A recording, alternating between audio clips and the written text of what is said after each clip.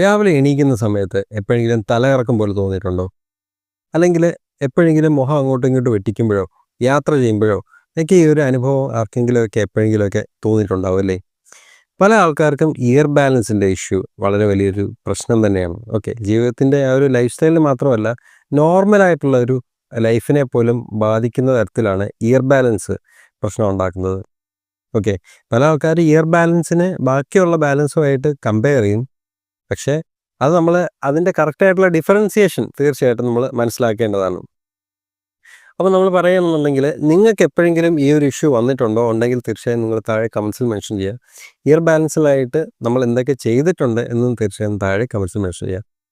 Year balance നമ്മൾ മനസ്സിലാക്കുന്നത് വെച്ച് കഴിഞ്ഞാൽ പെട്ടെന്ന് അങ്ങോട്ടോ ഇങ്ങോട്ടോ തിരിഞ്ഞു കഴിഞ്ഞാലോ, അല്ലെങ്കിൽ ഒരു ജെർക്ക് മൂവ്മെൻറ്റ് വന്നു കഴിഞ്ഞാലോ, അല്ലെങ്കിൽ പെട്ടെന്ന് തലതിരിക്കുകയൊക്കെ ചെയ്തു കഴിഞ്ഞാൽ നമുക്കുണ്ടാകുന്ന ബാലൻസ് മാറുന്നതിനാണ് യൂഷ്വലി ഇയർ ബാലൻസ് നമ്മൾ പറയുന്നത്. ഓക്കെ, അതെന്താണെന്ന് മനസ്സിലാക്കണമെന്നുണ്ടെങ്കിൽ അതിൻ്റെ കാരണം നമ്മൾ മനസ്സിലാക്കേണ്ടതാണ്. ശരിക്കും ഇയർ ബാലൻസ് എന്ന് പറയാൻ കാര്യം എന്താ? നമ്മുടെ ചെവിക്കകത്ത് ഒരു ഓർഗനുണ്ട്, ലാബിരിന്ത് ഓർഗൻ എന്ന് പറയുന്നതാണ് എൻ്റെ ഒരു പർട്ടിക്കുലർ പേര്. അപ്പോൾ ഇതിനകത്ത് ചില സ്റ്റോൺസ് ഉണ്ട്. ഓക്കെ, ചെറിയ ചെറിയ കല്ലുകളുണ്ട്. ഈ കല്ലുകൾ നമ്മൾ മൂവ് ചെയ്യുന്നതിനനുസരിച്ച് ഒരു ഫ്ലൂയിഡിനകത്ത് അങ്ങോട്ടും ഇങ്ങോട്ടും കിടന്ന് ഫ്ലോട്ടാകും. ആ ഫ്ലോട്ടാകുന്ന ഡയറക്ഷൻ വെച്ചിട്ടാണ് ശരിക്കും പറയുന്നത് നമ്മുടെ ബ്രെയിൻ നമ്മുടെ പോസ്ചറിനെ ബാലൻസ് ചെയ്യുന്നത്. ഓക്കെ, അപ്പം അതിൽ ആ ഒരു ഇൻ്റർപ്രിട്ടേഷനിൽ ബ്രെയിനിൽ എന്തെങ്കിലും ഒരു വ്യത്യാസം വന്നാലോ, ഈ സ്റ്റോണുകൾ നേരത്തെ പറഞ്ഞ ഈ സ്റ്റോണുകളുടെ അലൈൻമെൻറ്റിൽ എന്തെങ്കിലും വ്യത്യാസം വന്നാലോ ഒക്കെ നമ്മുടെ ബാലൻസ് ബ്രേക്കായി പോകും. ഓക്കെ, അപ്പോൾ അങ്ങനെ വരുന്നതാണ് യൂഷ്വലി ഇയർ ബാലൻസ് എന്ന് പറയുന്നത്. വേറെ പല കാരണങ്ങൾ കൊണ്ട് നമുക്ക് തലകറക്കം വരാം. നമ്മൾ നേരെ ഭക്ഷണം കഴിച്ചില്ലെങ്കിൽ വരാം. നമുക്ക് കണ്ടിന്യൂസ് ആയിട്ടൊരു മൈഗ്രെയിൻ അറ്റാക്ക് ഉണ്ടെങ്കിൽ തലകറക്കമായിട്ട് അനുഭവപ്പെടാം. ഓക്കെ, അല്ലെങ്കിൽ നമുക്ക് HBയുടെ കുറവുണ്ടെങ്കിൽ, ഹീമോഗ്ലോബിൻ്റെ കുറവുണ്ടെങ്കിൽ തലകറക്കം വരാം. അല്ലെങ്കിൽ വേറെ എന്തെങ്കിലും ഇഷ്യൂസ്, ഹോർമോൺ ചേഞ്ചുകൾ ഉണ്ടെങ്കിൽ വരാം. തൈറോയിഡിൻ്റെ പ്രശ്നം ഉണ്ടെങ്കിൽ വരാം. ഓക്കെ, അന്ന് രാവിലെ നല്ലോണം ഭക്ഷണം കഴിച്ചില്ലെങ്കിൽ പോലും നമുക്ക് തലകറക്കം വരാവുന്നതാണ്. ഷുഗറിൻ്റെ പ്രശ്നം ഉണ്ടെങ്കിൽ നമുക്കിതുപോലെ വരാം. പല കാരണങ്ങളുണ്ട്. ഇയർ ബാലൻസ് തന്നെയാണോ എന്നുള്ളത് തീർച്ചയായിട്ടും നമ്മൾ മനസ്സിലാക്കേണ്ട ഒരു കാര്യമാണ്.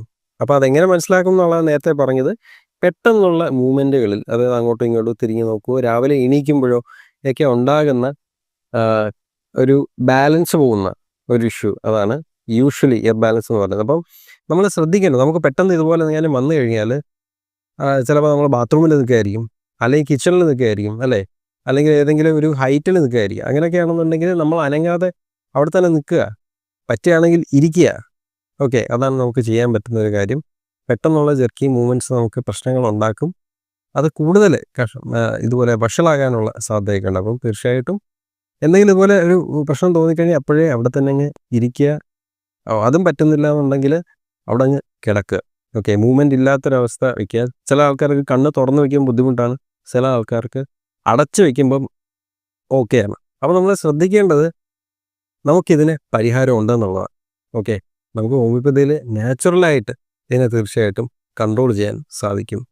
അപ്പം ഇതിൻ്റെ സിംറ്റംസ് എന്നുള്ള രീതിക്ക് വെച്ചിട്ടാണ് തീർച്ചയായിട്ടും ഹോമിയോപ്പതിയിൽ മെഡിസിൻ സെലക്ട് ചെയ്യുന്നത്, ഇൻഡിവിജ്വൽ ആസ്പെക്റ്റിലാണ്. അപ്പോൾ നമുക്ക് തലകറക്കത്തിനായിട്ട് ഇന്ന മെഡിസിൻ എന്നുള്ള രീതിക്കല്ല, എന്നാലും ചില മെഡിസിൻസ് ഉണ്ട്, അത് ജസ്റ്റ് ഒന്ന് പറഞ്ഞ് നമുക്ക് പോകാം. അപ്പോൾ നമുക്ക് ക്ലിയർ ആയിട്ട് മനസ്സിലാവും. അതായത് കോണിയമാക്ക്, ഫോസ്ഫറസ്, ബ്രയോണിയ. ഇപ്പം ചെറിയ മൂവ്മെൻറ്റുകൾക്കൊക്കെ കൊണ്ട് നമുക്ക് ഭയങ്കരമായ തലകറക്കം വരുന്നുണ്ട്, ബ്രയോണിയ ഉപയോഗിക്കാം.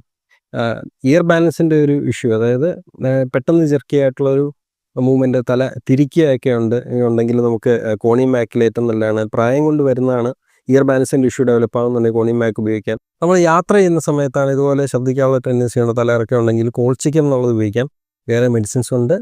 കറക്റ്റായിട്ടുള്ള ഒരു ഇൻ്റർപ്രിട്ടേഷൻ അനുസരിച്ച് കൺസൾട്ടേഷനിലൂടെ മെഡിസിൻ തീർച്ചയായിട്ടും നിങ്ങളുടെ അസുഖം ഗ്രാജുവലി റിക്കവർ ആകുന്നതാണ്.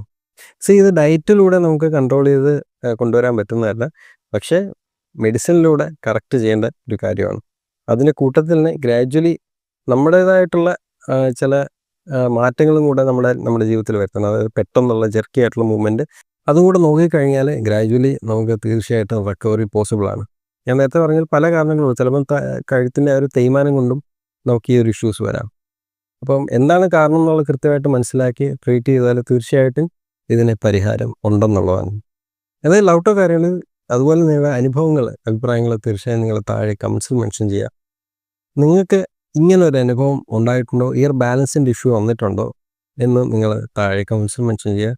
അതിന് പരിഹാരമായിട്ട് നമുക്ക് ഞാൻ നേരത്തെ പറഞ്ഞ പോലെ നമുക്ക് അടുത്തുള്ള ഒരു ഡോക്ടറിനെ കണ്ടിട്ട് തീർച്ചയായിട്ടും നമുക്ക് പരിഹാരം കാണാവുന്നതാണ്. ഏവർക്കും നല്ലൊരു ശുഭദിനം നേരുന്നു. Stay healthy, stay happy. Thank you.